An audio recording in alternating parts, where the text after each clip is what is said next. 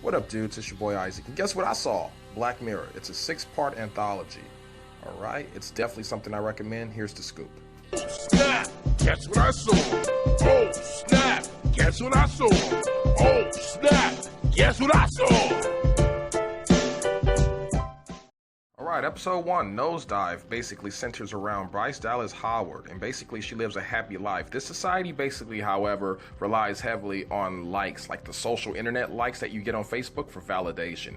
These likes basically will essentially determine what kind of career in life you will have. If you have the least amount of likes and you're under a 4.0, you're basically having bad credit. In this episode, I would give a A-. It was a really, really good episode for Black Mirror. Check it out.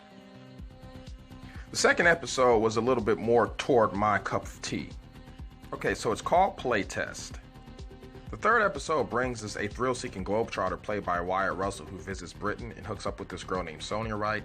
And basically, he tests a video game that is so terrifying, you basically can't separate the fiction from reality. And it had a really shocking ending. This is probably my favorite episode of season 3. I will give it an A+. Now the next episode was really hard to watch. Alright, so if you watch Shut Up and Dance, your hands will be curled up in like a fist, basically hoping that everything is going to be okay, but it's not. It's about a cyber hacker who takes like vigilante to the next level and force these people in the style of the movie Nerve to do things for him. Shocking ending. Scary because this can really happen in real life. A-. Up next, we had San Junipero. This will probably cause the most online discussion out of all the episodes, as it's a huge departure from Black Mirror's usual tone. You're probably just about ready to go on a Twitter now and talk about it, but basically it centers in California in 1987 at a fun-loving beach.